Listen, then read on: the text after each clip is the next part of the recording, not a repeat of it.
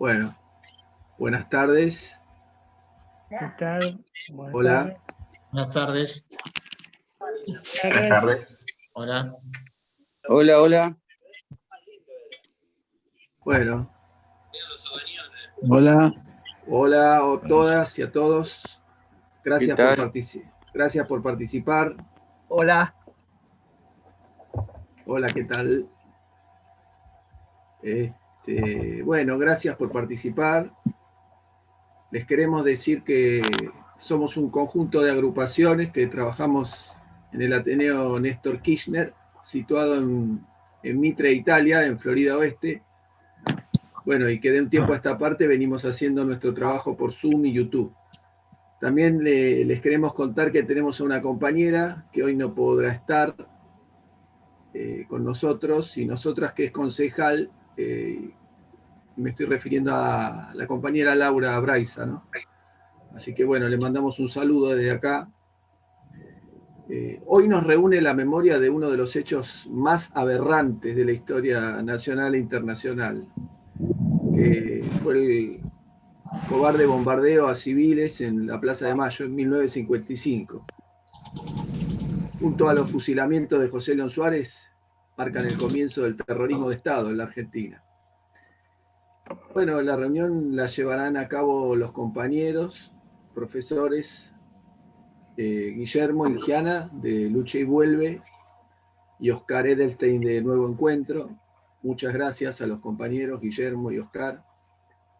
Y bueno, y sin más preámbulos, dicho esto, los quiero dejar con ellos. Y una cosa, pueden hacer preguntas, lo posible de que no sean muy largas, ¿no? Y no colgarse haciendo muchas preguntas, porque no es que no querramos contestarlas, sino que a veces no da el tiempo y no da el lugar, ¿sí? Así que bueno, eso les vamos a pedir. Y de acuerdo a cómo nos organicemos, tal vez podamos ordenadamente hacer preguntas orales, ¿sí? Esperemos que les guste y la charla les resulte sustanciosa. Muchas gracias y los dejo con los compañeros. Primero vamos a pasar un video introductorio de 4 Perfecto. minutos y medio. Perfecto. Y después empieza la charla.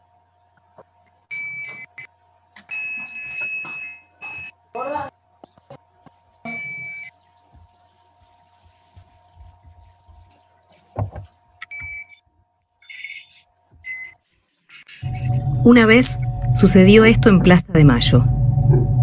Decenas de aviones de la Marina de Guerra la bombardearon y ametrallaron durante 4 horas. Más de 300 vidas terminaron allí ese día. Mujeres, hombres, niños y niñas. Más de 700 heridas y heridos lograron sobrevivir. El plan era asesinar al presidente Juan Domingo Perón e imponer un golpe de Estado cívico-militar. Aquella vez no lo lograrían, pero la democracia tenía los días contados.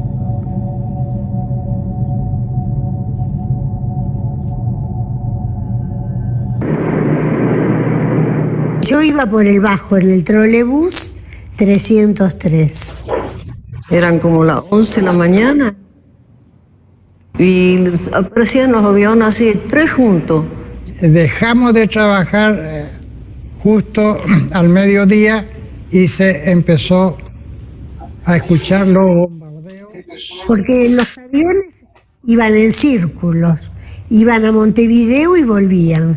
Pero yo lo que menos pensé es que iban a bombardear, porque decían, lo que entendían más que yo, que tenían que largar flores de... Al escuchar el ruido de las bombas y los aviones que pasaban, me fui inmediatamente a esa Plaza de Mayo. Se aprovechó que iba a haber un desfile aéreo para sobrevolar con los aviones y que la gente esté mirando al cielo pensando que iba a quizás a tirarse flores, como decían algunos, cuando en realidad lo que se arrojaron fueron bombas.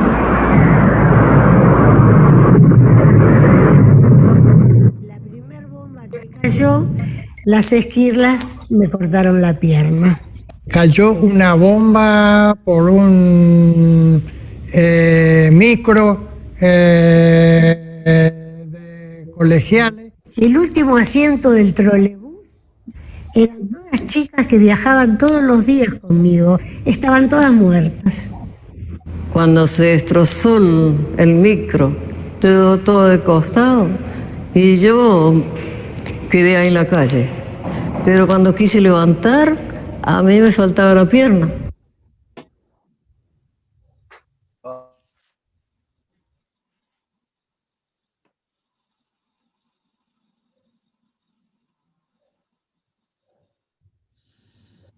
Qué horror.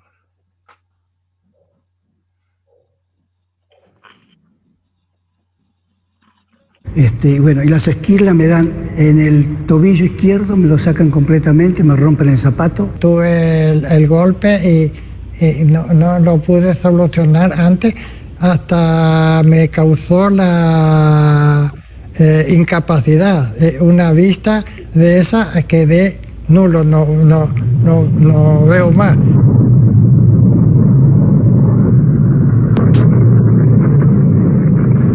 Empecé a trabajar y empecé a hacer una vida normal, pero no hablaba absolutamente nada. Ni de lo que me había pasado, nada. Si se podía, se ocultaba, más bien se ocultaba. A nadie se le puede confiar semejante cosa, que uno estuvo en Plaza de Mayo. Hubo muchos años de silencio, y este silencio no fue un silencio casual. Porque tantos años que yo estoy amputada, jamás, nunca nadie me había llamado para nada. Tratar de que esto se forme carne en lo que es nuestra educación, ¿no? Que se empiece a saber que hubo un hecho de tal magnitud como si fue los desaparecidos, lo que fue la dictadura, y que estuvo tantos años escondido bajo la alfombra, ¿no?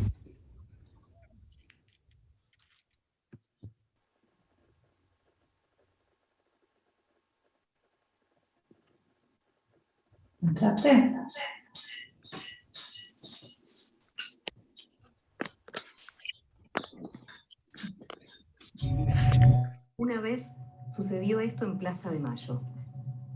Decenas de aviones de la... Bueno, Oscar. Bueno. Bueno, ¿puedo empezar? Guillermo. Sí, tranquilo. ¿Sí? ¿Se escucha bien? Bueno, lo que acabamos de ver, ¿no es cierto? En algún momento alguien dice que el objetivo es matarlo a Perón, ¿no es cierto? Y acabar con, digamos, con su gobierno. Es verdad eso, pero la magnitud, digamos, del atentado y lo que posteriormente se ve que el primer ataque se produce a las 12:40, más o menos, el primer bombardeo. Pero muy rápidamente los atacantes saben que Perón no está en la Casa de Gobierno. Por lo tanto, la continuación del bombardeo y, digamos, el crimen que significa la matanza que se produce, es un verdadero acto terrorista en la mejor acepción del término, ¿cierto? De sembrar el terror y hacer una demostración de lo que eran capaces de hacer y dejar amedrentada a la población, a la militancia peronista, al movimiento de los trabajadores que había sido empoderado y que se había movilizado, que venía llevando una movilización muy importante, sin precedentes en la historia argentina. Bueno, ese era el objetivo, en realidad, de esta hazaña con la cual se bombardeó a la población desarmada, que se había, digamos, por un lado era un día laborable, era un jueves, inclusive iba a haber una demostración aérea para desagraviar a la bandera argentina que se había quemado en la manifestación de Corpus Christi. Digamos, el día 11, 5 días antes, un sábado, se había hecho la procesión de Corpus Christi, dirigida, por supuesto, por la iglesia, donde se había quemado como final del acto, se había quemado una bandera argentina y se había izado una bandera del Vaticano frente al Congreso. Bueno, este acto había motivado el desagravio de la bandera y la demostración de la Fuerza Aérea, en realidad, que se iba a dar en la Plaza de Mayo. Por lo tanto, también había convocada gente para presenciar. Eso es el tema de que yo muchas veces les digo a ustedes, no es solamente que ustedes tienen que ver. Hay una interferencia ahí, parece. A ver. Ya está, Guillermo. Ya está, bueno. Digamos que era un día un día frío, nublado, por eso se había atrasado el bombardeo. El bombardeo estaba previsto para las 10 y lo habían tenido que atrasar porque no tenían visibilidad. Hay más de una pasada, más de una oleada de bombardeo. Pasado el primero, va a haber una convocatoria de la CGT para defender al gobierno, y va entonces una cantidad de gente a pedir armas a la CGT que no van a conseguir. Entonces va a ocurrir el asalto de algunas armerías cercanas, donde se van a proveer los militantes, digamos, dispuestos a defender, a dar la vida por Perón, realmente. Se van a armar un poco, pero con armas totalmente inadecuadas ante la magnitud de lo que tenían enfrente, ¿cierto? Por otro lado, la Infantería de Marina había tomado el edificio del Ministerio de Marina y se había trincherado ahí, y también va a participar, o sea, los infantes de Marina también van a participar ametrallando desde tierra también a la gente. La cantidad de muertos se piensa que fueron 350 más o menos, y entre 800 y 1000 heridos. Fue el saldo de este ataque. Hubo otra oleada alrededor de las 3 de la tarde, que fue la más efectiva en cuanto a matar gente, ¿cierto? Y hubo una última, cuando ya el movimiento, el levantamiento había sido sofocado, que se había terminado, y que ya incluso Perón había estado hablando por las radios para calmar la situación, para pedir que no se cometieran represalias, que no se hicieran represalias, que se calmara la población. O sea, llamó a la calma, pero ya estaba aparentemente terminado el alzamiento, y un último avión pasó en un vuelo sobre la Plaza de Mayo y ametralló a la gente que estaba ahí, que ya era bastante considerable la cantidad de gente que había, antes de irse al Uruguay, a escaparse al Uruguay. Cabe decir también que hubo un avión que tiró sus tanques auxiliares repletos de combustible y generó el efecto de una bomba incendiaria que parecía lo que después va a ser el napalm, ¿no? O sea, todo esto hecho con un odio impresionante, con una hazaña tremenda, y que era totalmente innecesario para los fines que se habían fijado, aparentemente. O sea, no hacía falta tanto derramamiento de sangre para el objetivo que se había fijado. Bueno, dicho esto, hay que ver cuáles fueron los antecedentes de este acontecimiento. Tenemos que en el año 51 ya había habido un intento de sublevación y de derribar al gobierno legalmente constituido, que había fracasado. Esto en el año 51, donde había habido cierta, digamos, se había impartido cierta justicia encarcelando a los cabecillas de aquel movimiento, pero no había pasado a mayores la cosa. Digamos, no habían sido realmente escarmentado o no se había, digamos, hecho justicia total. Y por lo tanto, los golpistas continuaron trabajando, ¿cierto? O sea, continuó el movimiento, digamos, golpista, actuando, y no se esclareció absolutamente lo que podía haber ocurrido, ¿cierto? En el año 53, durante un acto de la CGT, donde estaba hablando el propio Perón, también se colocaron bombas, 3 bombas, alrededor de la Plaza de Mayo, o sea, constituyendo un acto terrorista, por supuesto, donde, bueno, una de las bombas explotó en una estación de subte A, generando víctimas, muertos y muchos heridos, ¿cierto?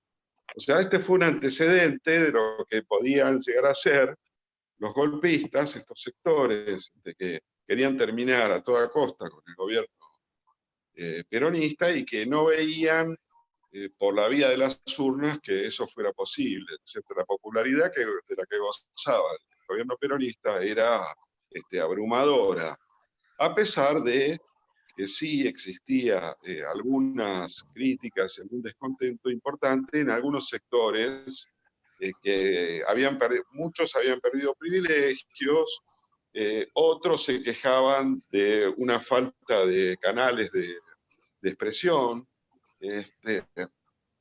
y hay un factor que es quizás el que aglutinó todo, que fue la Iglesia Católica.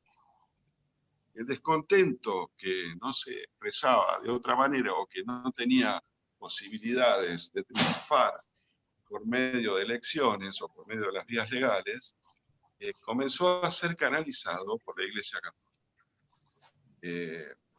¿Cuál era el conflicto que tenía la Iglesia Católica con el peronismo? Bueno, en realidad, en el año 43, cuando se produce el golpe militar, del cual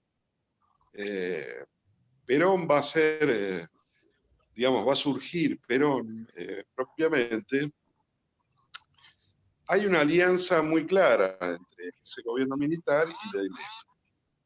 Tan es así que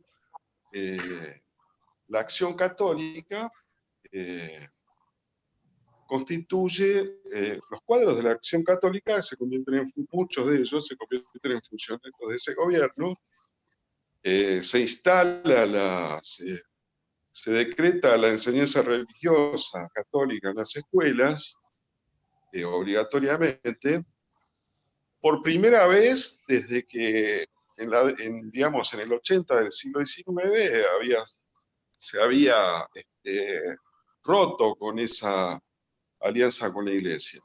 Ahora volvía, digamos, la Iglesia a empoderarse y a tener un rol muy importante, digamos, en la educación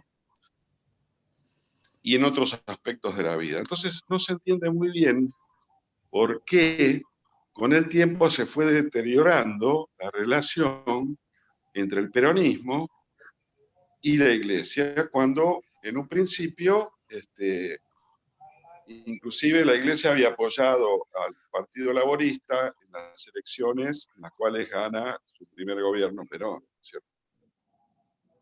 Bueno, Perón mantuvo la enseñanza religiosa en las escuelas, pero con el tiempo se fue deteriorando la relación.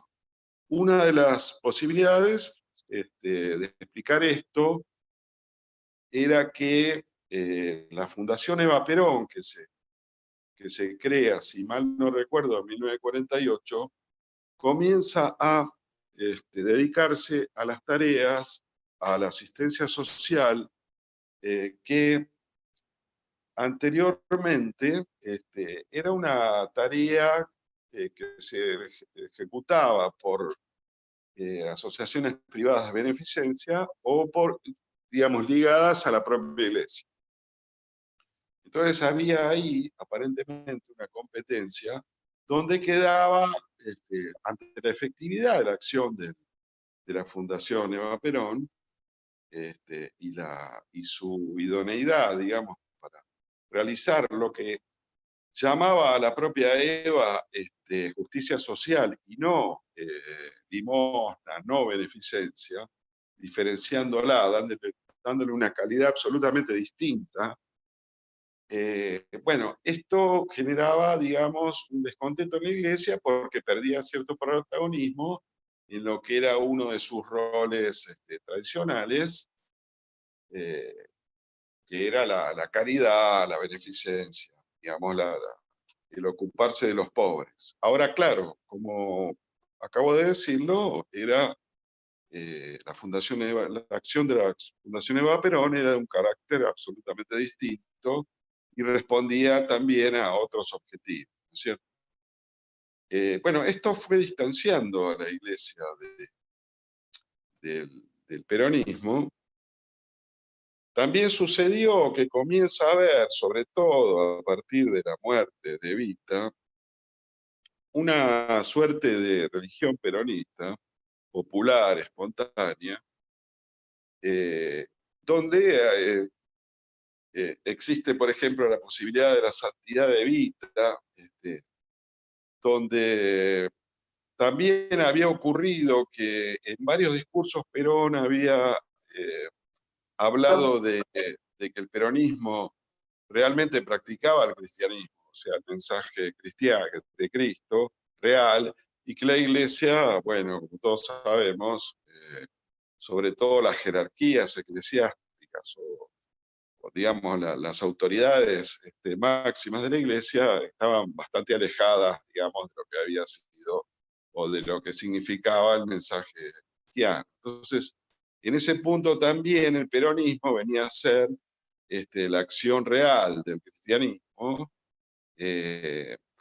y esto también, bueno, generaba un descontento muy grande en la iglesia, que además perdía poder, o sea, estamos hablando también de una disputa por el poder, ¿cierto? La iglesia tradicionalmente aspiró al poder y lo había tenido en un momento, digamos, a partir del año 43, y ahora lo estaba volviendo a perder, digamos. Entonces, esto puede ser una posible explicación para el enfrentamiento que van a tener la iglesia con el peronismo. Bueno, finalmente en algún momento se decide la ley de divorcio, se vota la ley de divorcio, la equiparación de los hijos fuera del matrimonio con los supuestamente legítimos. Se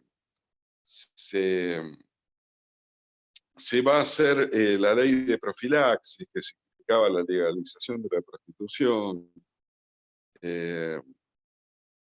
Y peor que peor para la iglesia, o sea, para los intereses de la iglesia, era la posible, porque había un proyecto, separación de la iglesia y el Estado. Entonces, bueno, esto fue determinante en el enfrentamiento. También hay que ver de que la libertad de cultos que se empieza a materializar también durante esta época con la aceptación de las iglesias evangélicas, que hagan actos públicos, digamos, convocando gente, o inclusive la de la Escuela Científica Basilio, que practicaba el espiritismo. Entonces, este tipo de cosas generaron una protesta de la jerarquía eclesiástica. Y bueno, entonces alrededor de la iglesia se fue armando se fue juntando una gran, o sea, los opositores, que nada tenían que ver con la religión, había gente del comunismo, del socialismo, o de, digamos, que habían sido tradicionalmente ateos y anticlericales, los radicales, una parte de los radicales, los conservadores. O sea, había una variopinta mezcla ahí, que, bueno, canalizaba la Iglesia Católica, y es así como se conspiraba, digamos, en las propias iglesias. Más adelante se acumularon armas en las propias iglesias y en los colegios manejados por la iglesia. Y bueno, otro participante importante en este intento golpista, que va a terminar triunfando 3 meses después, exactamente 3 meses después, es la participación de los comandos civiles, que eran esta gente que servían, civiles, que servían de apoyo para los militares, o en este caso la Marina y parte de la aeronáutica, que intentaban este golpe, ¿cierto? Entonces hay una participación en el propio atentado de 300 comandos civiles, ¿cierto? Que, bueno, eran gente armada, dispuesta a matar también, y que ya se habían formado desde mucho antes, ya se venían formando desde mucho antes, y tenían una gran relación con la iglesia también. Bueno, este crimen espantoso, digamos, fue el mayor atentado terrorista que haya ocurrido en la Argentina.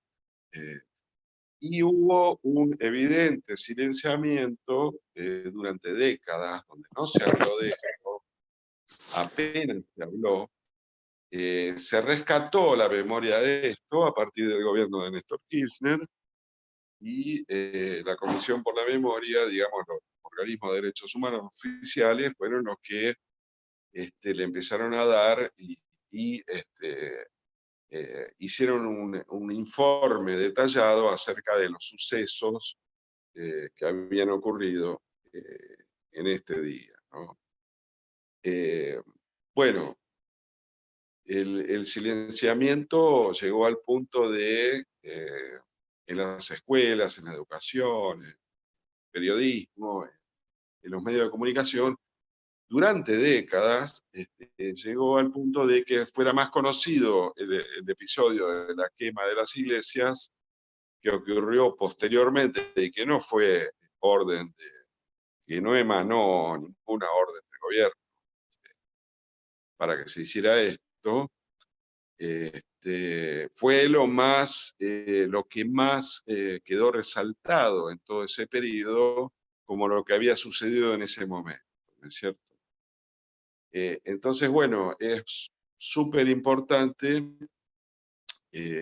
volver a recordar estos hechos y verlos como una primera etapa del terrorismo de Estado, donde además los propios protagonistas de este suceso, o sea, los propios aviadores o gente que participó en este acto, luego van a aparecer también en el año 76, van a formar parte algunos del gobierno del proceso, que van a tener cargos, y bueno, o sea que hay una continuidad muy clara entre un suceso y el terrorismo de Estado y la dictadura que vino a partir del año 76, ¿cierto? Con todos los intermedios entre una fecha y la otra. Bueno, espero haber más o menos descrito la situación y lo dejaría que continúe mi compañero Oscar.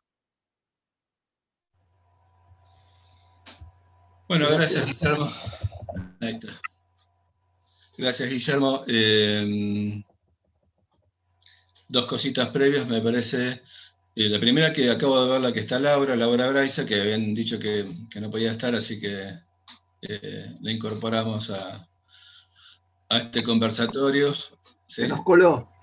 Sí, tenía media falta, pero ya está, ya llegó.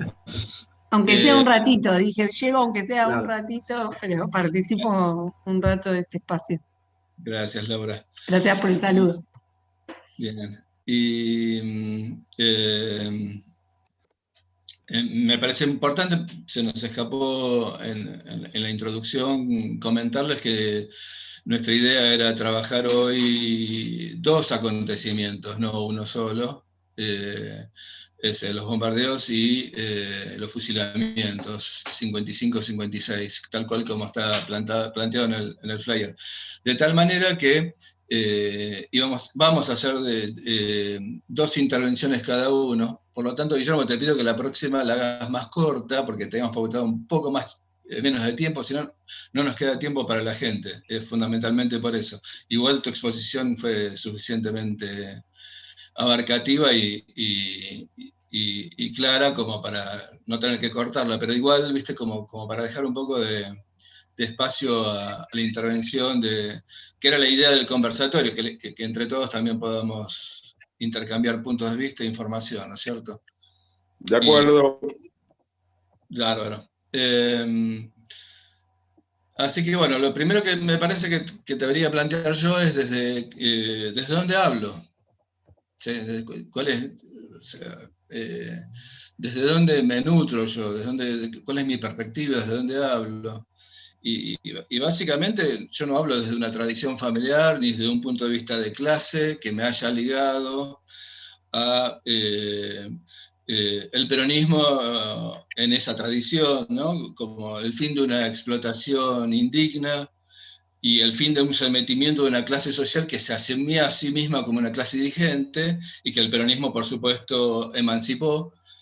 Todo lo contrario, yo no provengo de esa tradición ni familiar ni de clase, claramente, y sí lo hablo desde una idea que me parece fabulosa y que lo planteó Néstor en su discurso del 2003, Asunción de Gobierno, desde la comprensión histórica. Y desde mi formación, por lo tanto, también, ¿sí? O sea, en ese sentido, tal vez pueda parecer un poco disonante con el acontecimiento que nos junta a nosotros, pero también soy militante y también me voy a emocionar y me emociono con los acontecimientos que estamos recordando, ¿no es cierto? Pero digo, voy por otra trayectoria, en todo caso. Y para no... Entonces vamos al 55 siempre, ¿no? En este primer bloque. Y para no repetir y para no sumar datos, porque la idea ya está bien expuesta por Guillermo, me concentro en otro análisis, si quieren, que es más típico de la historiografía, de la producción histórica, ¿sí? Y yo diría algo así como que me gustaría como plantear dos planos generales, muy generales, nosotros decimos casi estructurales o macrohistóricos, ¿sí? Uno es el plano de lo que hace unas décadas se ubica con la categoría, después en todo caso la explicitamos, pero no me quiero meter en esos términos, de los cambios en el sistema mundo capitalista en el siglo XX. Y en términos de América Latina, lo que tenemos que ir observando es esta compleja transición en el centro de esta economía mundo capitalista, entre Inglaterra y Estados Unidos, que afecta fuertemente, ¿sí? Entonces, en este primer plano, yo diría, el punto de inflexión para la Argentina en particular, no solamente para América Latina, el punto de inflexión es la Primera Guerra Mundial, porque a partir de ahí comienza la decadencia británica, pero no el fin de su pertenencia al centro de esta economía mundial, y el ascenso, sobre todo en América Latina, no tanto en Argentina, de Estados Unidos, como centro de esta economía mundial. Proceso que va a tener un vuelco definitivo después de la Segunda Guerra Mundial, pero va a demorar un poco más, porque el objetivo de Estados Unidos primario, después de la Segunda Guerra Mundial, era hacer frente al comunismo, y por lo tanto América Latina quedó en un segundo plano. Quiero decir que que los 50 es muy importante para mirar este cambio, porque en los 50 comienza a observarse una mayor preocupación de Estados Unidos sobre América Latina, que su punto culminante comienza a partir de la Revolución Cubana y el desarrollo de la doctrina de seguridad nacional, obviamente. Y eso sí conecta con los temas que planteó Guillermo, entre el punto de conexión entre las personas, incluso entre ambos procesos, 55 y 76. Entonces, este plano es interesante rescatarlo, porque, digo, los 50 es un momento de inflexión muy interesante. Piensen que es el momento en que se descongela la relación de Argentina con Estados Unidos, que se había bloqueado a partir de la posición del gobierno del Castillo en el 41, y Perón empieza a descongelarla, ¿sí? Pero ¿por qué? ¿Qué estamos viendo ahí? Bueno, porque Estados Unidos está empezando a establecer unas políticas que va a ir cambiando a lo largo del tiempo, empieza a mirar con más atención a América Latina. El otro plano es el de las condiciones sociales y económicas, que también en torno a los 50, a fines de los 40, a principios de los 50, van a modificarse muy fuertemente en Argentina. O sea, estas condiciones económicas sociales tienen que ver con lo que esquemáticamente decimos el impacto de la crisis del 30 en América Latina, como el fin del modelo agroexportador o primario exportador, y el inicio del proceso de industrialización por sustitución de importaciones, centralmente asociado a la industria de bienes de consumo, ¿no? Entonces, ¿qué es lo que estoy marcando? Que en los 50, ahí también tenemos un punto de inflexión muy interesante, porque concretamente en el caso argentino, lo que tenemos, por las dudas, yo voy ya casi no sé cuántos minutos, me avisan 5 minutos más para no extenderme, ¿sí? Si no me doy cuenta, a los moderadores y todo eso. Porque, ¿qué es lo que tenemos? Del 49 al 53 tenemos una crisis originada por múltiples factores, entre ellos el Plan Marshall en Estados Unidos, pero también sequía, también problemas en el acceso al desarrollo industrial al ritmo que venía sosteniendo el peronismo en su primer plan quinquenal, y por lo tanto hay un plan de emergencia y un segundo plan quinquenal que modifica un poquitito las condiciones que dieron origen al peronismo en su esencia social y política. ¿Por qué? Porque el proceso de distribución ya no va a tener el mismo dinamismo, porque la orientación a la industrialización ya no es más hacia las industrias livianas, sino se vuelca a la industria pesada, se abre al capital extranjero, se abre a la inversión en petróleo, ¿sí? En términos de la emergencia económica se congelan las convenciones colectivas de trabajo, las paritarias, ¿sí? Se congelan por 2 años. Entonces acá se produce algún tipo, que vos mencionabas, Guillermo, algún tipo de rispideces entre el movimiento obrero, pero no tanto en la cúpula, sino en su base, en las comisiones internas, que pujan por modificar las condiciones que se estaban generando en ese momento en la economía argentina. Si quieren, para convalidar también lo que decía Guillermo, esto no da como resultado ningún cambio electoral. ¿sí? Esto no da para nada a lo largo de este momento particular, ¿sí? Los resultados electorales siguen siendo de la misma magnitud que la que observábamos en los orígenes, cuando la economía y la sociedad se movían más hacia el mercado interno, hacia la distribución del ingreso. O sea que ahí hay un elemento interesante para observar, que tiene que ver con este desacople que seguramente los golpistas veían como la posibilidad de meter una cuña ahí también, entre la movilización de la clase obrera y que lo veían como una especie de malestar político, que no es tal, por supuesto no fue tal. Entonces, ahí hay como una cuestión. Ahora, también la crisis es motivo para explicar un poquitito las fricciones que se desarrolla con la Iglesia, por ejemplo. Con la Iglesia, las relaciones y con las Fuerzas Armadas son particulares, porque eran aliados, como bien planteaba Guillermo, aliados originales del proyecto del 45,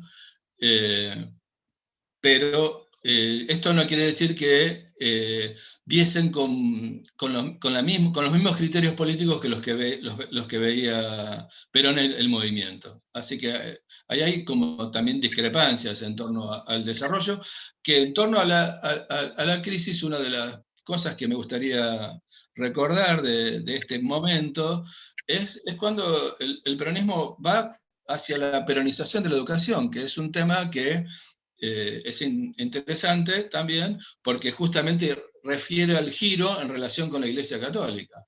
¿Sí? La peronización de la educación no fue un proceso completo, ni nada por el estilo, pero que sí incluyó algo que después los antiperonistas refieren mucho, esto de los libros de texto con Perón me ama, Evita me mima, que fueron básicamente un último momento de esta etapa del 53-54, en los planes de estudio, aparecen recién ahí. Pero esto sí genera algún tipo también de rispidez, y el otro elemento que genera rispidez y conflicto con la Iglesia es cuando la Iglesia, como respuesta de alguna manera a la conformación de esta idea de comunidad organizada que tenía el peronismo en el 46-55, crea su propio partido político y manda a sus militantes sociales a participar activamente, y profesionales a participar activamente en la política, como desafío abierto del peronismo. Entonces, perdón, Carlos, 5 minutos que pediste que te aviso. Bien.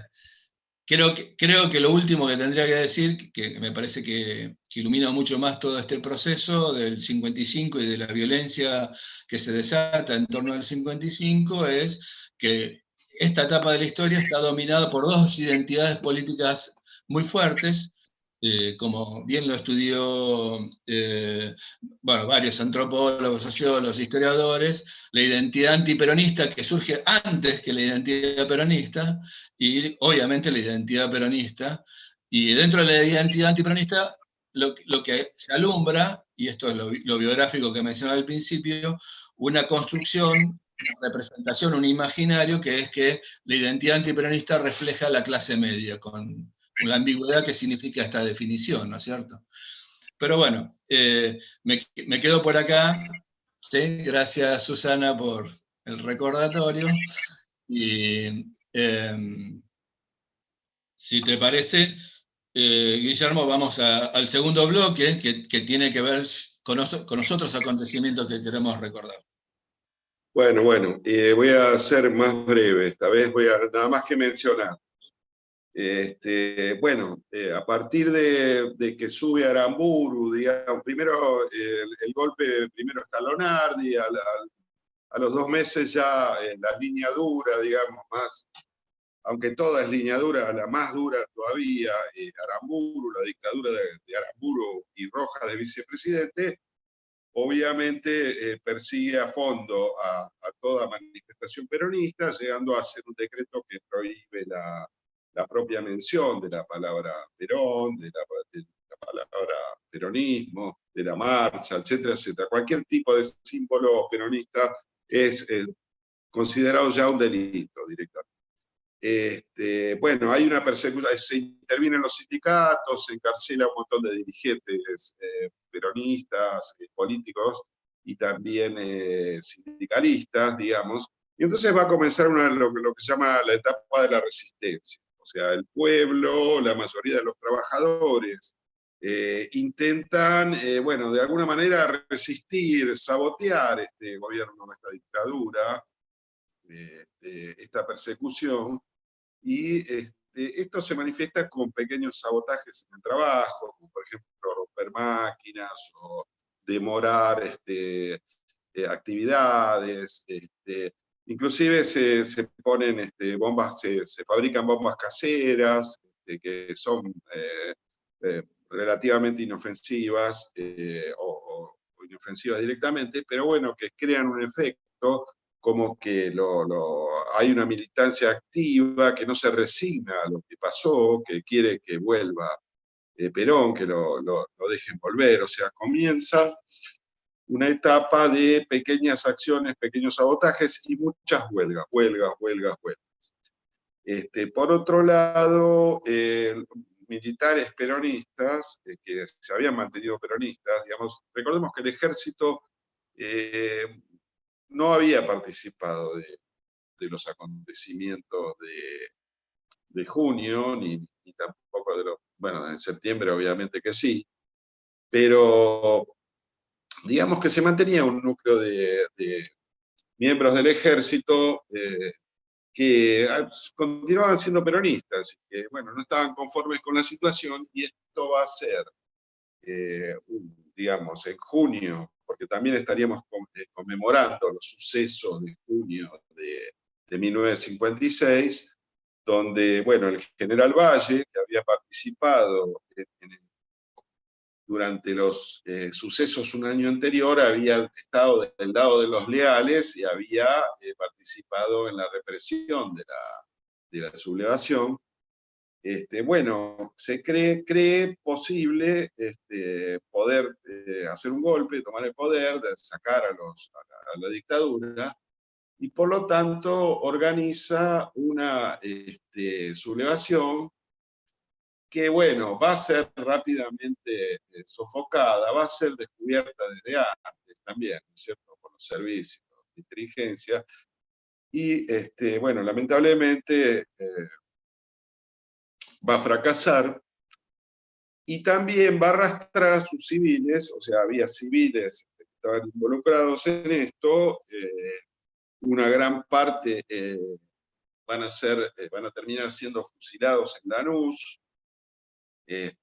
otra parte que inmortalizó, digamos, Rodolfo Walsh en el libro Operación Masacre, que son fusilados clandestinamente en los basurales de José León Suárez.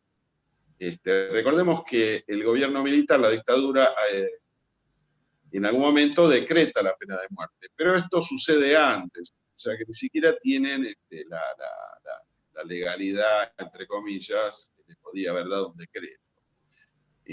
Donde, bueno, hay una continuidad con lo que había ocurrido un año antes, donde se veía claramente que el sector que había tomado el poder, el sector del ejército, ligado, cívico-militar, que tenía el poder en este momento, trataba de hacer olvidar por completo las conquistas sociales, y laborales y políticas del peronismo, y que, bueno, había visto absolutamente como un peligro la movilización de la clase trabajadora o de las masas en general, porque consideraban que representaban un peligro latente de que pasara a ser algo, una revolución más profunda.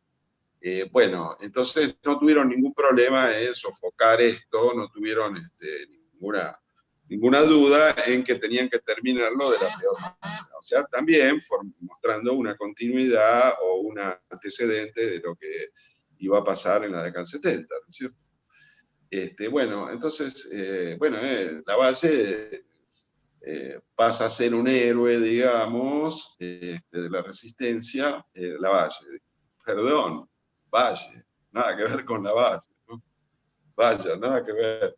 El general Valle, entonces, bueno, fue recordado esto bastante, ¿no es cierto? Yo diría que fue más conmemorado que el bombardeo, digamos.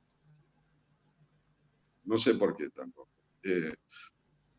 Bueno, eso fracasa, va a recrudecer la represión. Y por último voy a mencionar nada más que una vez que se vuelve, digamos, a una falsa, digamos, institucionalidad, cuando la dictadura llama elecciones por el pacto con Frondizi que se produce entre Frondizi y Perón, bueno, Frondizi consigue los votos peronistas, llega a la presidencia, anula el decreto que prohibía al peronismo, que prohibía o sea, el decreto hecho por la dictadura, pero ¿qué pasa? Durante la dictadura de Aramburu se pactó de nuevo con el fondo, o sea, se entró al Fondo Monetario Internacional por primera vez, cosa que había impedido a toda costa el peronismo, ¿cierto? Sabiendo lo que implicaba, ¿no es cierto?, ese nuevo orden que se había instalado después de la Segunda Guerra Mundial, y uno de cuyos pilares era el Fondo Monetario Internacional, ¿cierto?, que, bueno, va a consagrar el dominio del dólar sobre la economía mundial, ¿no? Bueno, entonces, como forma típica del plan de ajuste que está pidiendo el Fondo Monetario Internacional, una parte de eso significaba la privatización del frigorífico Lisandro de la Torre, ubicado en Mataderos, en el barrio de Mataderos, tenía 3.000 obreros, que casi todos en Mataderos, o una gran parte de la población, estaba ligada a la existencia de que es del frigorífico, ¿no? Entonces, bueno, va a haber una huelga que, o sea, acá vemos la conciencia también de la clase obrera de esa época, de impedir que se privatizara algo estatal, al margen de su interés personal, de no ser echado y de perder su trabajo, en el caso de que como finalmente ocurrió, que se privatizó. De todos modos, había una conciencia digamos, de política interesante acerca de los planes económicos y de la orientación económica en general de la nación, ¿no? Bueno, esta huelga, va a haber una huelga muy importante donde se va a tomar el frigorífico y va a ser sofocada, digamos, reprimida, terminada con la intervención del ejército. No solo la policía, sino que va a intervenir el ejército, incluso con tanques, ¿no? O sea, y acá todo el barrio de Mataderos ayudó a los huelguistas, se solidarizó, y es como que hubiera habido una especie de, digamos, pueblada en todo el barrio. Que bueno, finalmente va a terminar fracasando, pero va a significar un alto momento de la resistencia, un alto punto de la resistencia, y un ejemplo muy, muy valioso para el futuro. Bueno, yo acá dejaría, porque va a haber otras acciones de la resistencia, esto va a continuar hasta que vuelva Perón, digamos, ¿cierto? Pero ya se entraría en otros planos. En el año 59 se produce la Revolución Cubana. Van a empezar a influir otros factores dentro de la resistencia peronista. Habría que aclarar también que la huelga de Lisandro de la Torre fue protagonizada exclusivamente por trabajadores, ¿cierto?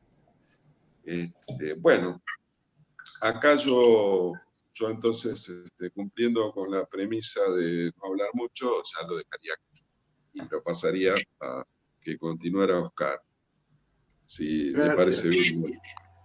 Gracias, Guillermo. Le damos la palabra a Oscar. Bueno, gracias, Guillermo. Perdón por haberte llamado al orden. No, está bien, está bien. No, es que la verdad que nos queda como poco tiempo de reunión ahora y bueno, era como interesante, es como interesante escuchar también las otras voces de los compañeros que están aquí en el Zoom, porque estará el espíritu.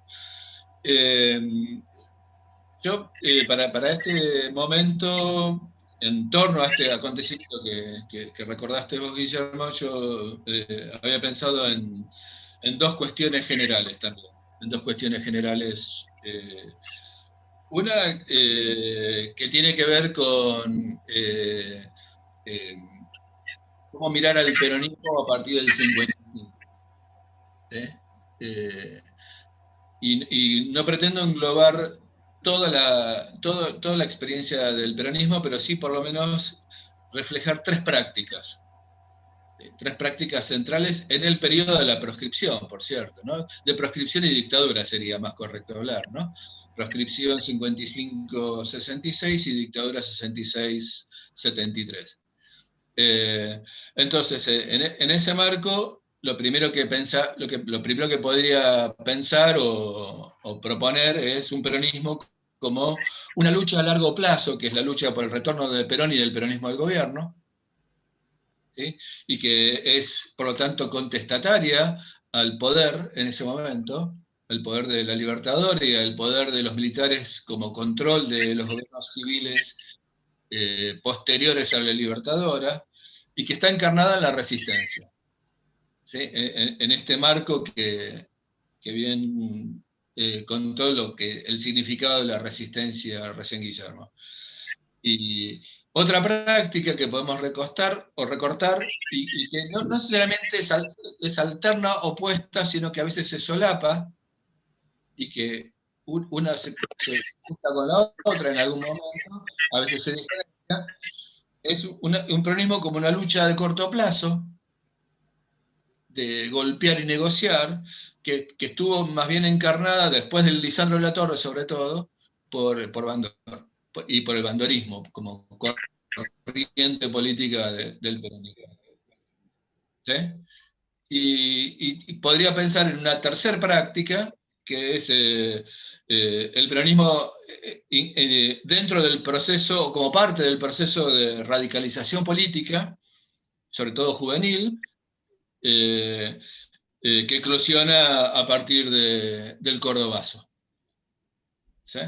Y un poco también, digo, acá hay continuidades con la resistencia, pero también puede haber diferencias, ¿no? O rupturas con la resistencia. O sea, que no son tres lineales y que no son contradictorios en algún punto, reflejan un poco la diversidad en la cual se había desarrollado el peronismo en este marco de proscripción, digo, tanto desde el periodo del 55 al 66 como el sobre todo el periodo de Onganía, pero posterior también, de lo que se llamó la Revolución Argentina, que fue la dictadura del 66 al 73. Además de este marco, que es importante, de las características que tiene el peronismo post-55, digo, no quiero agotarlo en esta descripción, pero me parece que resume bastante, sobre todo teniendo en cuenta en las relaciones de poder existentes en la Argentina post-55. ¿Sí? Las relaciones de poder post-55 son particulares, además. Son particulares porque el peronismo desalojado, la clase obrera, los trabajadores desalojados del poder en el 55, tienen la capacidad todavía de seguir incidiendo desde fuera del sistema político en la vida política e institucional incluso de la Argentina. Esto lo hace desde múltiples acciones, pero sobre todo lo hace cuando comienza a reconstituirse una nueva camada de dirigentes sindicales que, como se definía en esa época como columna vertebral o como parte del peronismo, peronismo proscripto podía operar en el plano político sin poder participar en las elecciones, ¿no? Entonces, acá es interesante ver un poquitito estas cuestiones de las relaciones de poder que existentes en Argentina en ese momento. ¿Por qué? Porque desde el 30 en adelante tenemos un proceso en el cual hay un micrófono abierto, ¿no? Que me está... Perdón. Gracias. Un proceso mediante el cual las bases del poder de la oligarquía argentina, llamémosla así, ¿sí? De la burguesía agraria terrateniente, si quieren también, para definirlo en términos de clase, las bases de ese poder se empiezan a perder. ¿Sí? Y al mismo tiempo se está configurando un nuevo entramado de una clase empresaria alternativa a la burguesía agraria terrateniente. Y por otra parte está emergiendo, y emerge durante el peronismo, la clase obrera como con otros componentes de sectores medios, un movimiento popular capaz de disputarle, ¿sí? el poder a estos sectores. Bueno, esta es la cuestión central de los 60. ¿Qué es lo que quiero plantear en esto? Quiero plantear la noción de un empate social y político. Político porque el peronismo proscripto puede desestabilizar a los gobiernos de esas democracias débiles que emergieron posteriormente al 55. Hola, Yuri. Patricia, por favor. Y social, porque el peronismo desde sus organizaciones sindicales puede defender sus conquistas ganadas durante el primer peronismo. Sus conquistas sociales, económicas, fundamentalmente. Y de esa manera puede llegar también a bloquear los programas políticos de ciertos sectores, por ejemplo, el modernizador desarrollista de Frondizi, o el desarrollista transnacionalizador completo de Onganía. En ese sentido, entonces, ahí tenemos una situación social y política en donde la Argentina, que va a llegar hasta el 76, está atravesado por una lucha en donde no hay ganadores entre estos dos grandes bloques sociales y políticos. Y de alguna manera el 76 viene a liquidar este empate. Bien, si les parece, le paso el control de la actividad Susana para que pueda abrir micrófono, me parece, o abrir a lo que quiera. Bueno, vamos a compartir un poco la ronda de preguntas, que hay bastante participación de los compañeros y compañeras. Así que, bueno, en general hay comentarios muy elogiosos de ambas exposiciones y realmente aparece como una cuestión de grandes descubrimientos también, como que hay algunas cuestiones que no eran tan conocidas. Pregunta, Jorge. ¿El edificio de la Fundación Eva Perón fue ametrallado por aviones días antes? Parte del día 16 de junio.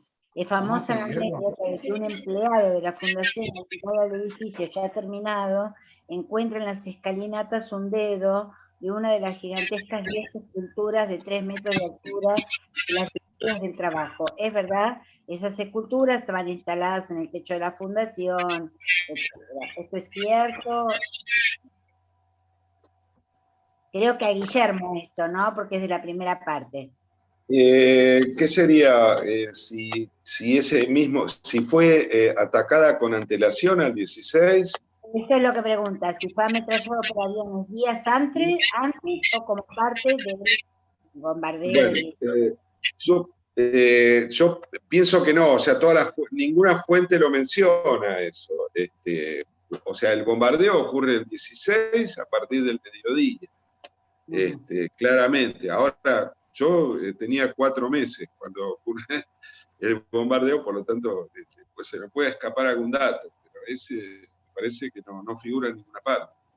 Lo que hubo fue que se quiso atacar dentro del bombardeo, atacar la CGT, pero la transmisión de la orden estuvo a cargo de alguien que no la dio, que no la transmitió, para evitarlo. Entonces, pero eso no lo escuché, no lo vi, no lo leí.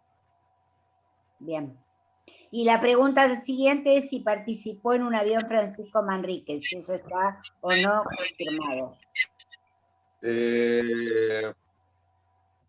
No sé exactamente. Manrique, bueno, creo que no. Creo que no, o sea, estaba en el golpe, por supuesto, pero me parece que no estuvo en ningún avión.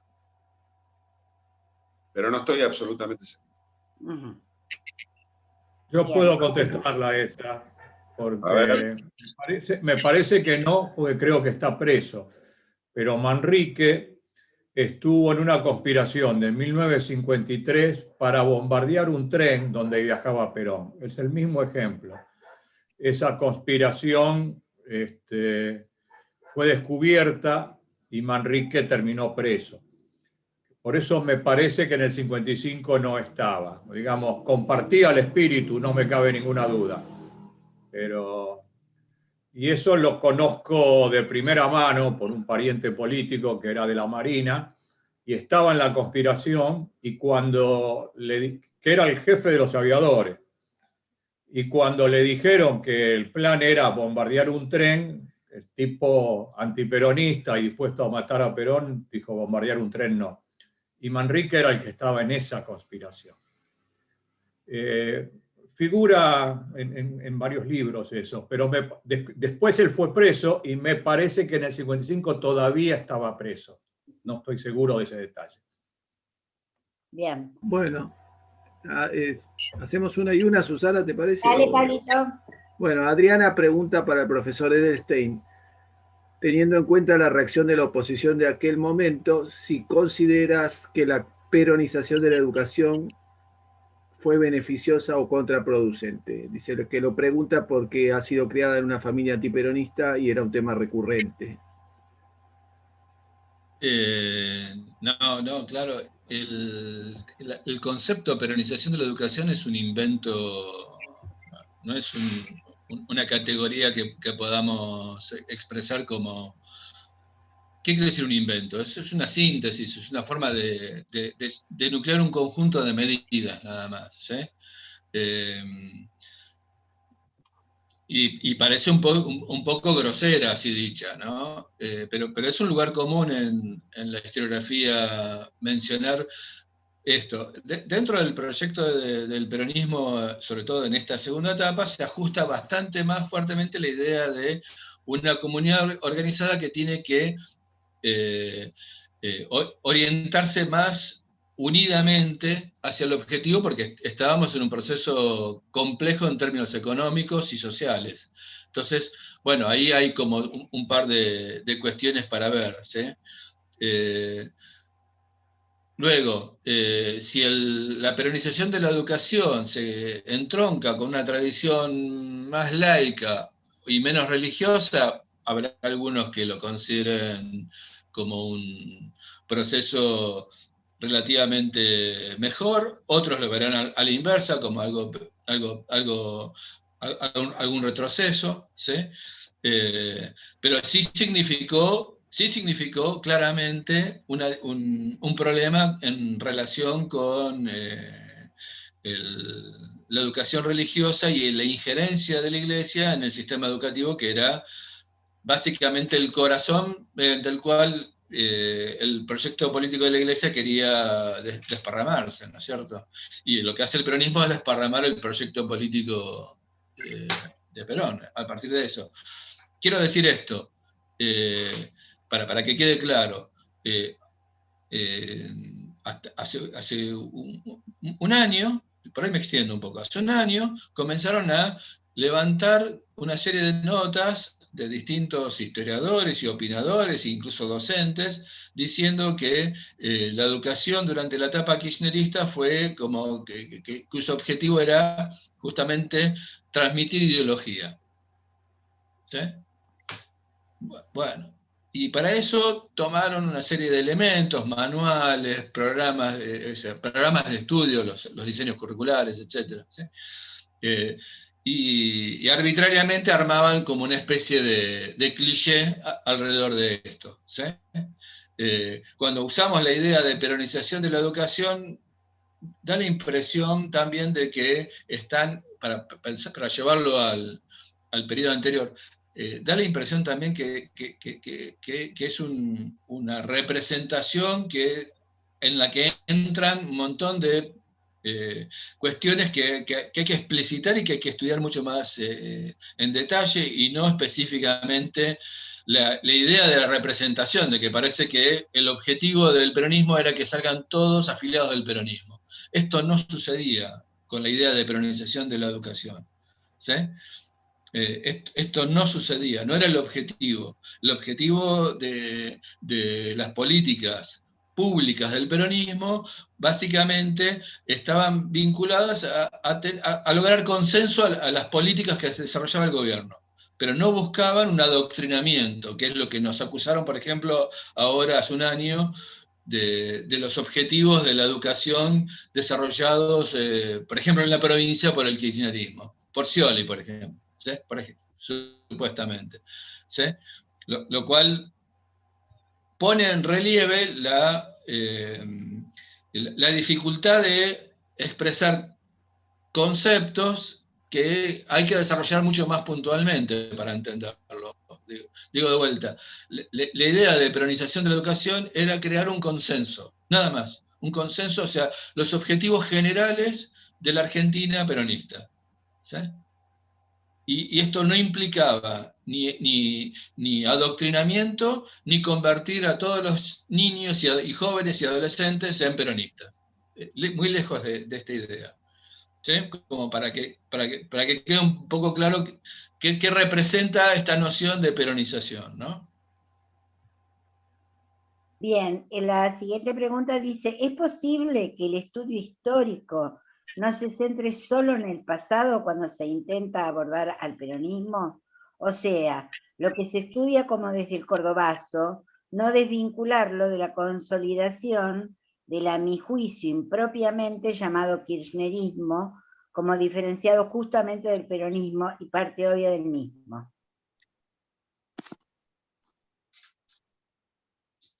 Hay una parte que no entiendo del enunciado, por ahí se le puede dar la palabra, porque la historia se centra en el pasado, necesariamente. Entonces por ahí Jorge quiso expresar algo diferente y no logro comprenderlo.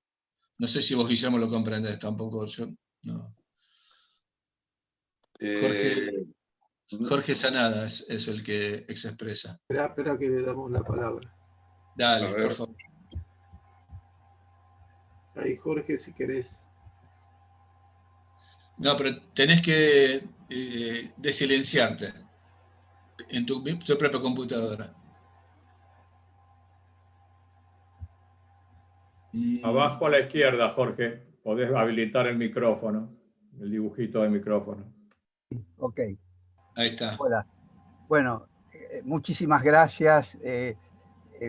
Digamos, yo he estudiado muchas cosas y terminé solamente haciendo algunas películas y dando clases, y soy jubilado docente de la primera escuela de cine universitaria de América, que la creó el peronismo en la ciudad Eva Perón, cuando en 1954, después de hacer un brillantísimo festival de cine que inquietó enormemente a los medios de comunicación, sobre todo, y al arte norteamericano, a tal punto que vino subrepticiamente el hermano de Dwight Eisenhower a ver qué era este país desde el punto de vista del cine. A partir de ahí se crea la escuela de cine de la ciudad, que en ese momento se llamaba Eva Perón, a mi juicio un exceso, pero bueno, 1954. Fue un año muy crucial y entonces desde ahí me permito esta, qué sé yo, disparatada, a lo mejor comentario de las ciencias liberales, de la cual la historiografía es una ciencia, vamos a decir, liberal en el sentido bueno, si es que lo sigue teniendo ese término. Y entonces el problema de las ciencias sociales, de estudiar la realidad social y ser parte a la vez, en el mismo momento, de esa realidad social. Creo que en eso está incluido el problema de la, a mi juicio, pésimamente llamada peronización de la educación, porque parece claramente un comentario, una enunciación crítica de lo que se hizo como educación durante el peronismo, y que era justamente tratar de actualizar la conciencia educativa de los niños y demás al momento de su entorno existencial, vigente, etcétera.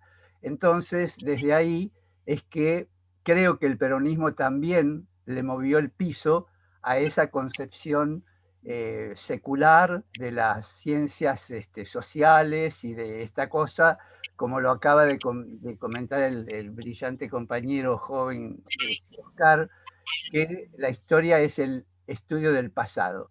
Ahí ya hay, me parece, una espantosa cuña conceptual de parte de las fuerzas reaccionarias del siglo anterior a la revolución, a la primera revolución socialista, que fue la de México, y después a la primera revolución socialista que construye la primera escuela de cine del mundo, que fue en 1919 en Moscú, sí, la Unión Soviética, la que después todavía no se llamaba así, pero bueno, en la Revolución Rusa y en Lenin, el brillante, bueno, no viene al caso, pero quiero decir, el cine ha siempre estado vinculado a esta liberación de la clase obrera en el siglo, a partir de su existencia, y bueno, y creo que entonces estaría bueno que las ciencias sociales también se modifiquen levemente, aunque sea como para que no solo estudien el pasado, porque no se puede estudiar el pasado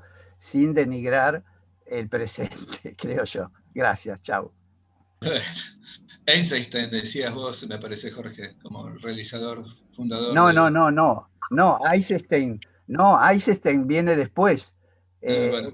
El que es bueno, no viene al caso. No viene al caso. Pero Eisenstein viene unos 2 años después. Es mucho más importante Kuleshov, tenía 20 años, que todos los que vienen después, por ejemplo, bueno, no viene al caso. Bueno, es muy difícil contestarle a Jorge, ¿no? Pero sí hay algo que puedo decir. Yo no hablo desde todo el campo de las ciencias sociales. Acá somos 2 profesores de historia. Hay gente que representa otras de las disciplinas o los campos que forman las ciencias sociales y que no tienen por objeto necesariamente el pasado. Así que, pero el objeto nuestro, en realidad lo que te puedo decir es, está en permanente discusión y en permanente interrelación con el presente, digamos. Los objetos no se construyen en un laboratorio que sería inmaculado de las condiciones sociales de existencia de los propios investigadores. Sí, te agrego que como el pasado no está fijo, digamos, es sujeto a interpretaciones que van cambiando también, y está íntimamente relacionado con lo que va ocurriendo en el presente, ¿no es cierto? Resaltar algunos aspectos del pasado o dejarlos de costado, interpretarlos de otra manera, está permanentemente interactuando con el presente, o sea que la historia tiene que ver con el presente también. Me parece que ese es el foco de la pregunta y de lo que nos deja como iluminado esto que plantea el compañero, que tiene que ver con una dinámica que desde el pasado ilumina el presente y que los hechos del presente, por eso el nombre cordobazo asocia con el kirchnerismo. Me parece que lo que está planteando es eso, como una dinámica de interpretación de la historia donde pasado y presente interactúan de alguna manera y se iluminan, ¿no? Me parece que es eso que acaba de decir Guille. Bueno, seguimos. Bueno, una pregunta de Laura Forte. Quería preguntarles a los dos sobre la historiografía argentina y la enseñanza de los hechos del 16 de junio. Siempre fueron ignorados en los manuales, y pregunta si sigue siendo así o esto también cambió, tal como pasa con la reivindicación de los familiares de las víctimas a partir del gobierno de Néstor Kirchner. ¿Hay un cambio en la enseñanza en general? Sí. No, empiezo yo. Yo creo que hay un cambio. A partir del kirchnerismo hubo un cambio.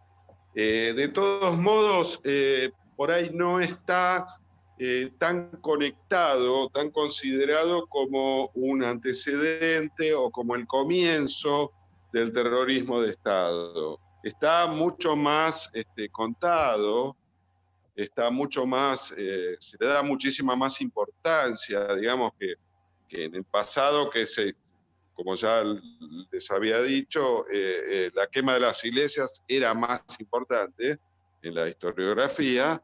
Bueno, ahora no es más así, pero sin embargo por ahí falta trazar, me parece a mí, una continuidad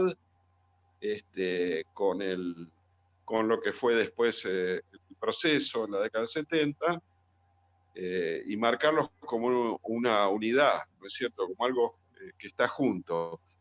Para hacer una comparación, antes se hablaba de golpes militares. Golpe militar, ahora se habla de golpe cívico-militar. Hasta incluso se puede decir golpe cívico-militar eclesiástico. Como que hubo un cambio en ese aspecto, ¿no? Bueno, en esto me parece que todavía por ahí falta un poco eso. Pero ya va a venir. Calculo que ya va a venir. Bueno, yo quiero sostener varias disidencias. No una, varias. ¿Sí? En primer lugar, me tomé un poco el trabajo. La verdad que no hice el trabajo en los manuales escolares porque no los tengo en casa y sería como muy difícil tener una compilación de manuales escolares para dar una respuesta acerca de cómo lo tratan los manuales escolares de una manera más concreta el acontecimiento. ¿Sí? Pero sí me tomé el trabajo de mirar un manual universitario clásico, escrito por su primera edición en 1994, o sea, bastante viejo ya, y por un autor que podríamos reputar claramente hoy como antiperonista, que es el de Luis Alberto Romero, en su breve historia argentina contemporánea. Un manual que ha formado, ¿sí?, decenas de miles de docentes en Argentina, decenas de miles de docentes, ¿sí?, porque se ha utilizado sobre todo a nivel terciario, universitario, muchísimo. Hoy ya no, pero en su momento fue como la gran síntesis de la historia argentina. ¿Sí? Y me tomé el trabajo de mirar específicamente qué pasaba con estos acontecimientos en particular. Si estaban ocultos o no. Y no están ocultos. No están ocultos. Los acontecimientos del bombardeo y de los fusilamientos en la pluma de un autor que lejos podríamos considerar, ¿sí?, reivindicador de algo del peronismo, están presentes y analizados. ¿Sí? No analizados desde el punto de vista de la Libertadora, claramente. No están analizados desde el punto de vista de la Libertadora, sino de la barbaridad, de la bestialidad que significaron estos hechos. ¿Sí? Entonces, el primer punto. ¿Sí? Digo de vuelta, no podría meterme con respecto a los manuales porque eso me requeriría tener, ¿sí?, un horizonte muy grande. Sí sé que los manuales, y esto sí lo puedo plantear claramente, también, curiosamente, en la década del 90 tuvieron una renovación muy de historia, creo, los manuales de historia de secundario. una renovación muy fuerte en términos de las propuestas, tanto didácticas, nos interesa aquí, como fundamentalmente las propuestas historiográficas, ¿sí? En donde han participado un sinnúmero de historiadores y autores, ¿sí? En términos de la enseñanza durante nuestro periodo, lo que quiero señalar es que las orientaciones son más específicamente hacia los procesos históricos y no hacia los acontecimientos. Y esto vale para toda la perspectiva de la enseñanza de la historia, no para un punto en particular. Entonces, es común preguntarse sobre un acontecimiento en particular. Y efectivamente, dado que la presentación de estos programas orientativos o de estudios son, en términos más procesales, es más difícil colocar una lista de acontecimientos de relieve, ¿sí? Entonces, obviamente puede que no esté. Puede que no figure el acontecimiento en particular, como no figuran un sinnúmero de acontecimientos en particular. Es decir, no figura la Semana de Mayo. No figura, qué sé yo, la formación de la primera junta, lo cual no quiere decir que no exista en el proceso histórico, en el proceso de enseñanza, la mención, el análisis y el desarrollo de esos temas, ¿sí? Entonces, esto por un punto, ¿sí? Me parece como relevante mirarlo de esa manera, ¿sí? El tercer punto, en todo caso, que quisiera como mencionar es el tema de la memoria. El tema de la memoria de estos acontecimientos. Efectivamente, es así. Los bombardeos fueron ocultos. Y los fusilamientos del 56 tuvieron un relieve en la construcción de la memoria mucho más importante. Claro, nosotros en la previa habíamos comparado, ¿no?, el Guernica de Picasso con los bombardeos de Plaza de Mayo, y en la prensa aparece permanentemente aludido, ¿no?, cuando se conmemora estos acontecimientos, esta comparación entre el Guernica, lo leí hoy, no recuerdo en dónde, pero lo leí como nota, ¿no?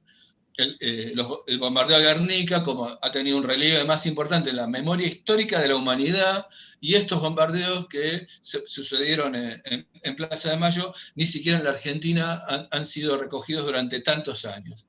Pero a la inversa, tenemos Operación Masacre, que sí ha puesto, y otros trabajos, el de Ferla, por ejemplo, que no recuerdo exacto el título, pero que también ha iluminado sobre estos acontecimientos, y que Ferla era una persona que tenía también muchos lectores, ¿no?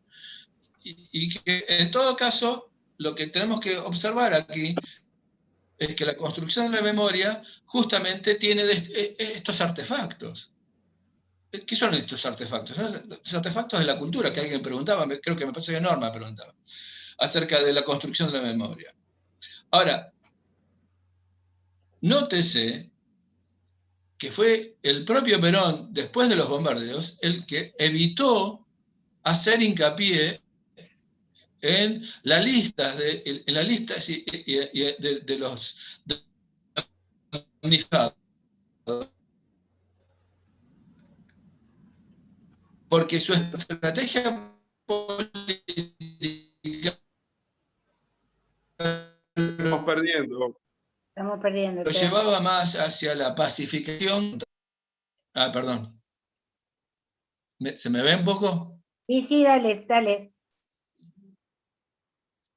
Bueno, Si lo puede repetir. Digo, lo dramático es justamente después del 55 con la Libertadora, ¿sí?, estos acontecimientos quedaron ocultos. Yo diría una cosa muy interesante, ¿sí?, porque lo que estamos reflexionando es sobre la violencia en la política.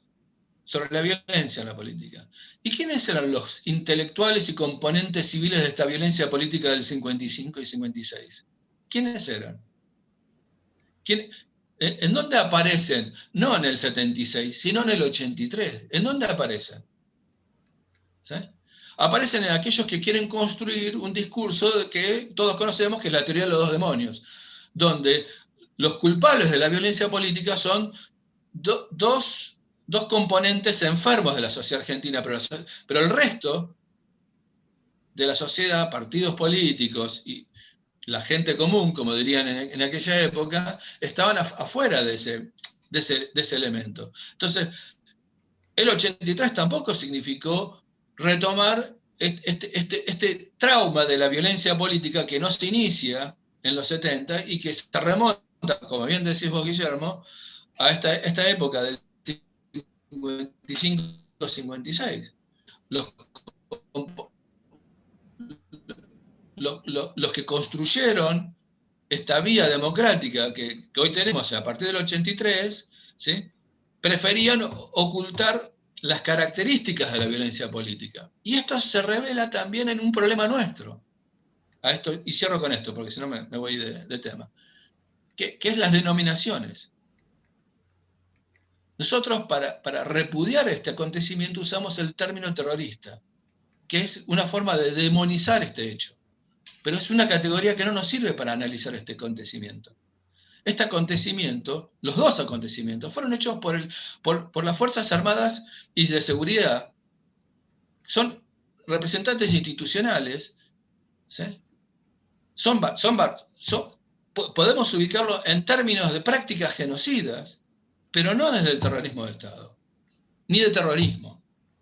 Porque son categorías que sirven para justamente vincular a la demonización de la acción política, sobre todo cuando ésta tiene un componente armado, ¿sí? Entonces, esta democracia que tenemos ha construido esta idea, ¿sí? Esta idea, y nosotros a veces la asumimos también, ¿sí? Para demonizar o para colocar en el grado de su máxima barbarie un acontecimiento como son estos acontecimientos, usamos el término terrorismo. Pero el término terrorismo es otra cosa. No tiene nada que ver con esto. ¿Sí? Y el término terrorismo y la práctica terrorista tiene antecedentes de otro tipo. Y en general son organizaciones de otro tipo las que lo producen. Con otros fines.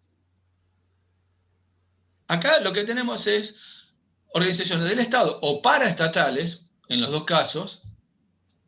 En el caso del 55 es claramente paraestatal, en el caso del 56 es estatal, que operan este tipo de represión.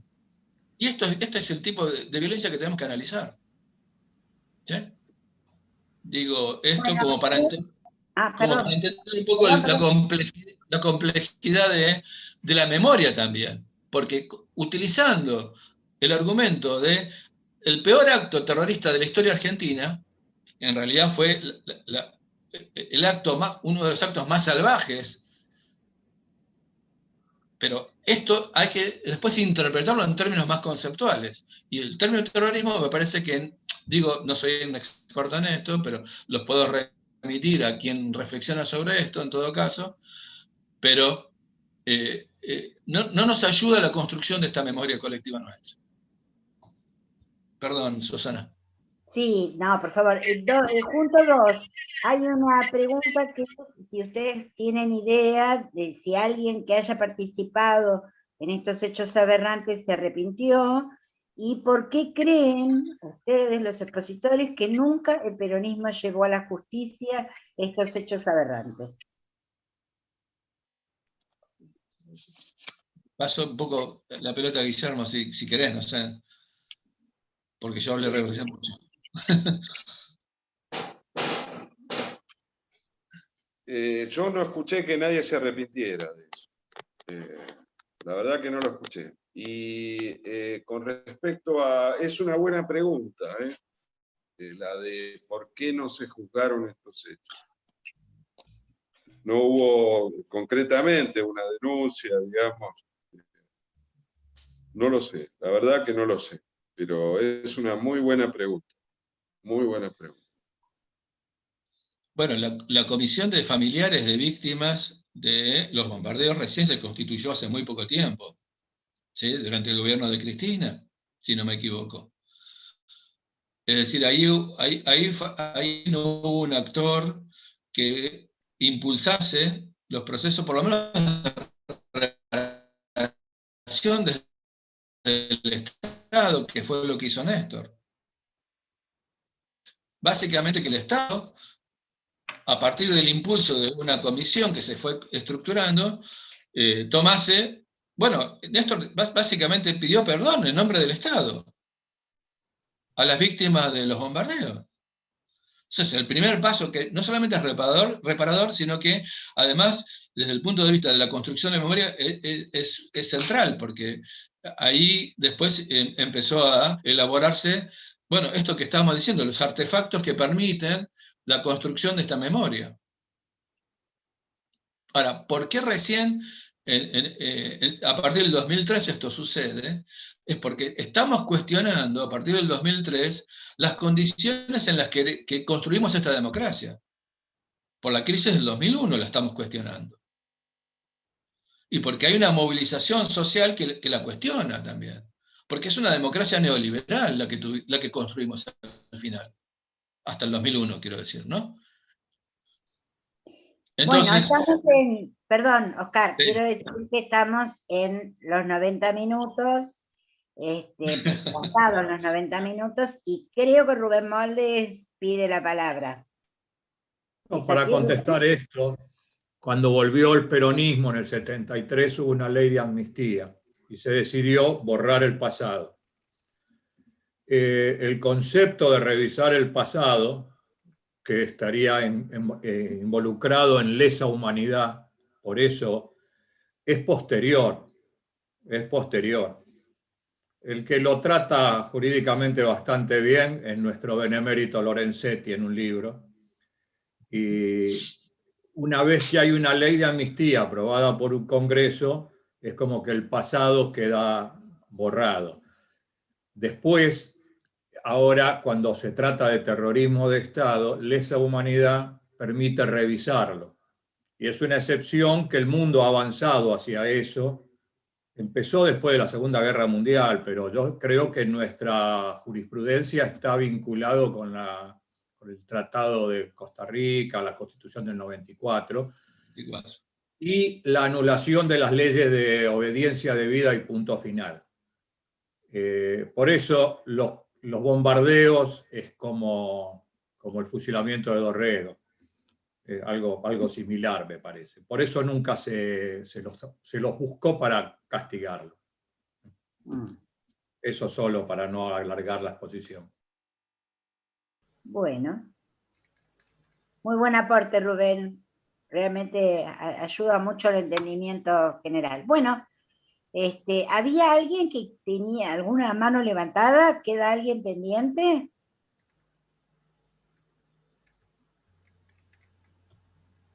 Aníbal.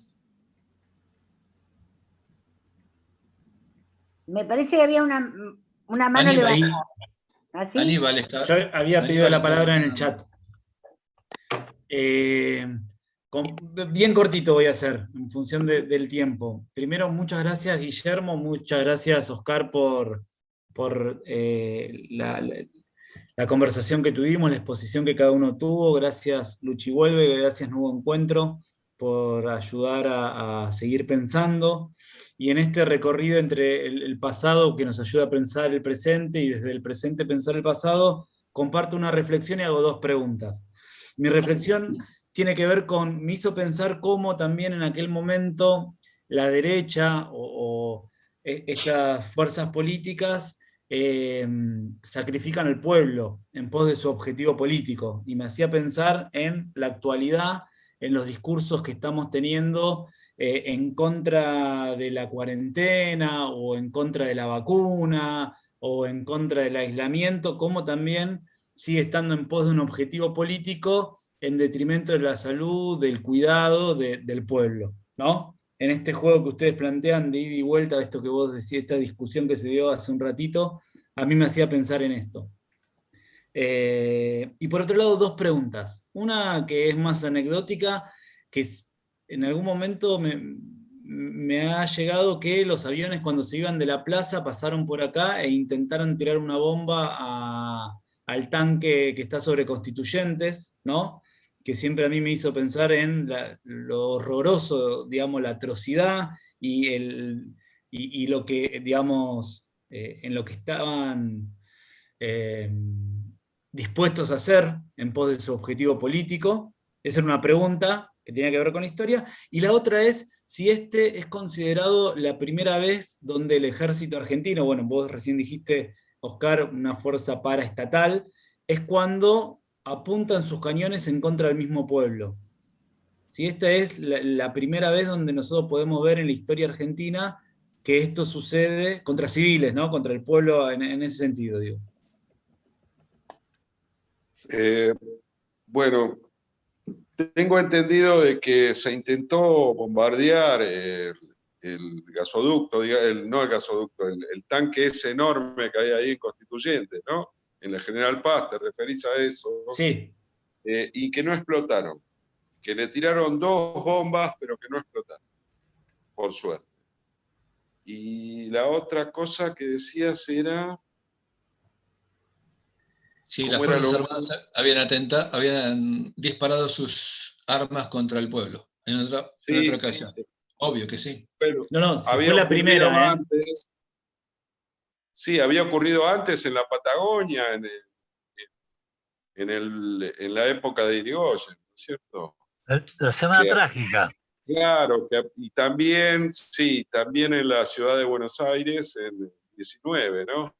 La semana trágica, no sé si participó ahí el ejército, pero sí hubo una represión policial enorme, pero en la Patagonia sí, concretamente el ejército ejecutó una represión terrible ahí con los peones en la Patagonia, lo que está bien relatado ahí en la película esa, La Patagonia Rebelde. Sí, claro, ¿eso qué fue? No, eso fue y también tenemos... claramente.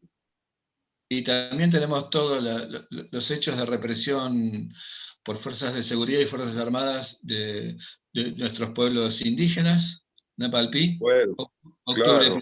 Bueno, pero ya en el siglo XIX, claro. No, Napalpí fue... Y los hermanos Kennedy en Entre Ríos, en el 30, los hermanos Kennedy se levantan y lo recibe el ejército. No, está bien. Yo me refiero a Napalpí, es 1924. Octubre de Pilagá es 1947. Ah, sí, también. Y también, por supuesto, en el siglo XIX, en lo que se llamaba la conquista del desierto y la conquista del Gran Chaco, ¿no? Pero, o sea que acá lo que tenemos que ver es como revisar el tema de la violencia en la historia argentina. Este es el planteo. Bueno, sería un inmenso tema para otro, me parece. Como darle una continuidad a esto más abarcativa, es una muy buena propuesta. Digo porque estamos excedidos de tiempo, ¿no? ¿También? No, está. Bueno. No hay problema. Muchas gracias a todos, a todas. Gracias Oscar, gracias Guillermo. Y bueno, y queremos invitarles a los próximos encuentros cuando estos se realicen, y bueno, a través de los medios habituales los vamos a invitar. Una pregunta. Una pregunta más. A ver.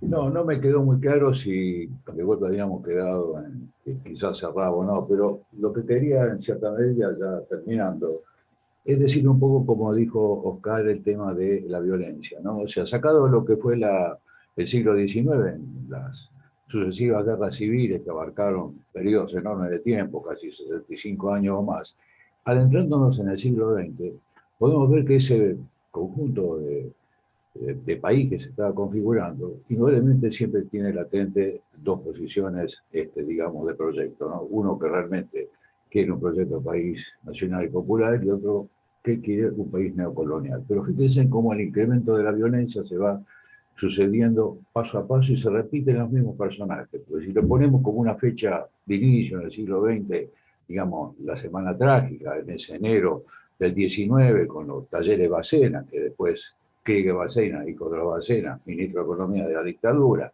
luego los Martínez de Oz, no, Hernán Chorena, son personas que se repiten y que de golpe además generan lo que también, como Liga Patriótica, que se asocian a partir del club de la Marina, es reprimir esos primeros pogroms que existen en el mundo, persiguiendo judíos, anarquistas y todo, en la semana trágica que se calcula que murieron entre 300 y 300 personas. Como bien lo dijeron recién, se vuelven a repetir los hechos en la década del 20 al 22, claramente en la Patagonia rebelde, ¿no? 1.000 a 300, 1.500 personas fusiladas, y a su vez también lo que pasó en la forestal, que no nos olvidemos de lo que hecho trascendente. Pero donde realmente la oligarquía, que son los mismos nombres que se van repitiendo, la gendarmería en el caso de la forestal, el ejército en Santa Cruz, en la Patagonia rebelde, en el año 55, cuando se genera, ahí tuvo un antecedente previo, ¿no? que ya lo han dicho, que es el atentado en el 53, cuando, bueno, aproximadamente con 2 bombas o 3 bombas, 7 personas en la Plaza de Mayo, mientras paraba Perón, 90 heridos, mutilados. Y hay hechos concretos de lo siguiente, o sea, muerta Evita, igualmente el peronismo sigue y consolida 2 elecciones, ¿no? Por supuesto, la elección del 53, con el 50 al 63 pico por ciento de los votos, y con la elección del 54, que supera aún más la cantidad de votos, casi llega al 55. Y acá se encaja perfectamente bien la frase, digamos, John William Cook, cuando dice que el peronismo es el hecho maldito de Argentina, de la clase negra.